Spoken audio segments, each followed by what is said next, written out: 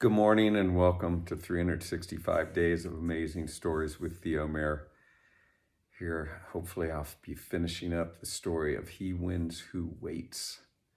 And remember where we are in the story. So, our young man, the son of the widow, has turned into an older man now. 20 years he ended up being away and made a fortune for himself as a merchant. And suddenly one morning he's like, oh my gosh, I've got to get home. And in the meantime, his wife, shortly after he had left originally, bore them a son and raised him, and they were doing quite well, but they were wondering what had ever happened to him. Now, he sent back, after he'd gone down into the well, that great sum of money and those precious jewels. And the princess's mother-in-law had taken it to the king, gotten a paper that allowed them to do whatever they wanted in the kingdom without any hindrance. And word of that incredible ruby that the king now had spread across the land. And its origins being this, very humble little cottage in the outskirts of the kingdom became known.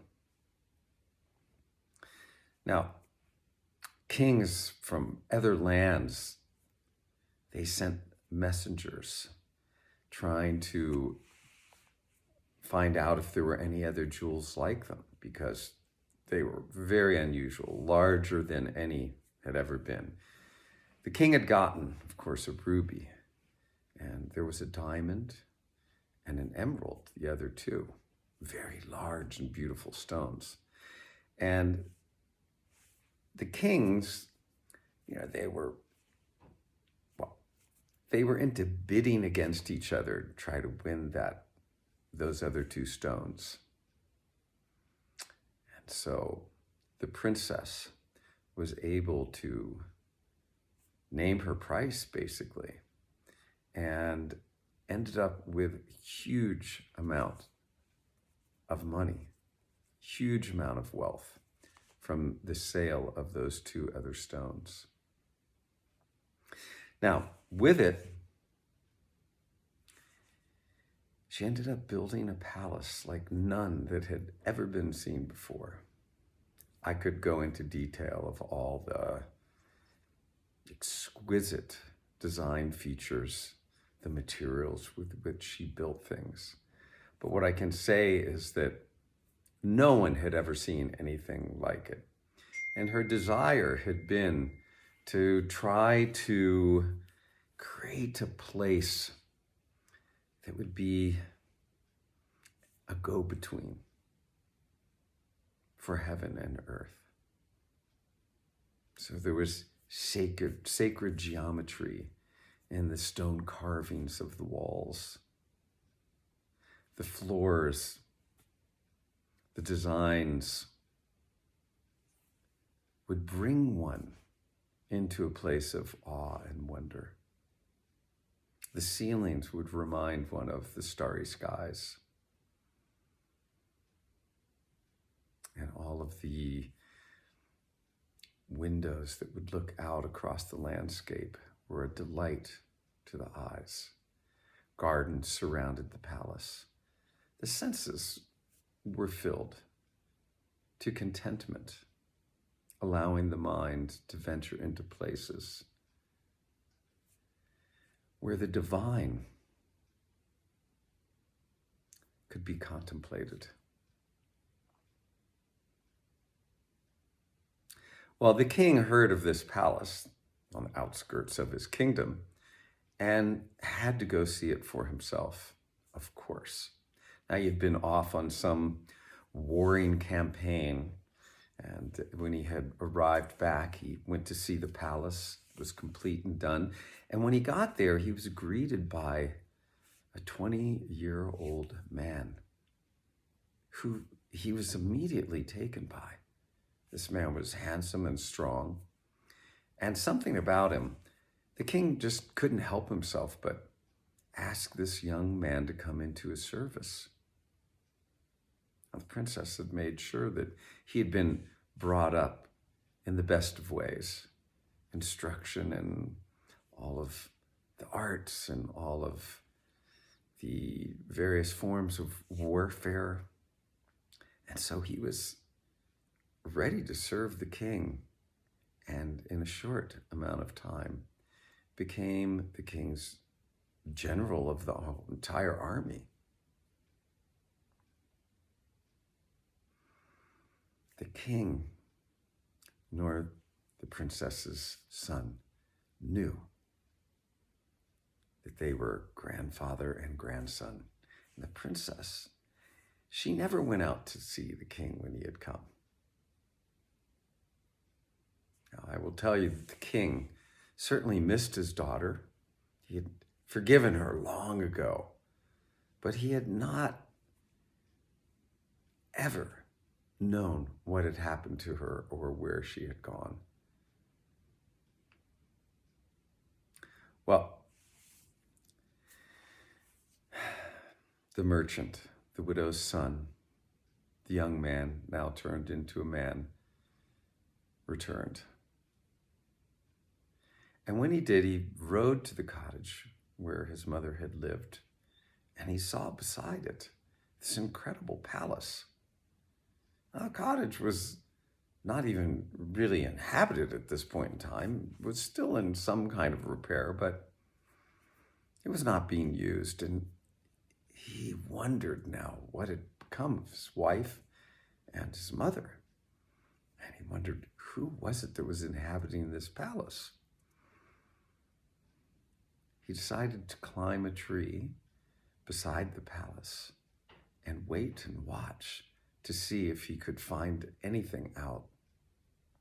So he climbed up in the branches, and in not such a long amount of time, in one of the palace courtyards, he saw this beautiful lady come out and recognized her, though 20 years had passed, as his wife, almost as young and beautiful looking as the day he had left. And his heart just swelled with love. And he was about to jump out of the tree to greet her when across the courtyard came this man. The man embraced his wife. And the merchant, he had a bow and an arrow with him, and he pulled up that bow and he strung an arrow into the bow and pulled it back to fire at this man that was embracing his wife.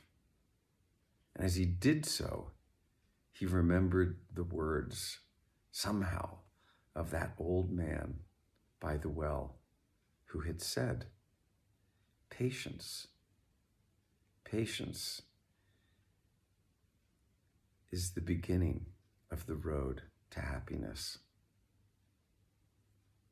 He let the bow and the arrow fall to his side and watched and waited. And as he did, his wife now bent that man's head down toward her, and she kissed him on either cheek. Well, this rage just swelled up in his being, and he was like, I can't stand this. And he took his bow and strung the arrow and drew it back. And it was as if those words of the old man sounded again in his ears, just as they had been spoken. And he heard, he wins who waits. And he let the bow drop again to his side. And then he listened to the conversation that went on between the princess and this young man. And the young man asked, "Mother, please tell me, is there any news of my father?" And the princess said, "No, there's none. I've not heard from him for almost 20 years now. Why do you ask?" He said, "Well, I had a dream last night. I had a dream that he was here and that I was meeting with him. And so please tell me about him. Tell me all you know. I really know nothing." So the princess and he talked. They sat down on a little bench that was there. And as they spoke, our man in the tree listened, and he heard his history recounted before his son. And when his wife was finished, his son said, "Mother, how can this be? How can this possibly be? Here I am, the general of the army of the king. And here my father is who knows where. Perhaps he is poor, perhaps he is miserable, while we live in such luxury and such affluence. I can't take this. Tomorrow I will go to the king and ask for some men, and I will go and search the world for my father, and I will not stop hunting until I find him." Well, at these words, our man in the tree jumped out of it, came into the courtyard, and hugged both his wife and his son, who did not recognize him. But his wife recognized him immediately. They immediately sat down and they began talking and sharing all that had taken place in the time that they had been apart. All through the night they talked. And when morning came, they continued. It took them quite a while to get caught up. But as soon as was proper, as soon as our son of the widow had, cleaned himself up and made himself presentable, he went to the king and let him know all that had taken place and who they all really were. The king was, of course, delighted. He was incredibly happy to be reacquainted with his daughter. And he told the widow's son that he was sorry for having ever sent them away, but promised that from there on out, he was his son-in-law in truth, and that in his passing, the kingdom would be his. He waited, and he won. Okay, how many instances in our life, if we had patience and waited, would we end up in a much better place than when we, get rash and try to make things happen in a quicker fashion? Something to think about. Okay, thanks for joining. Hope you have a good rest of your day.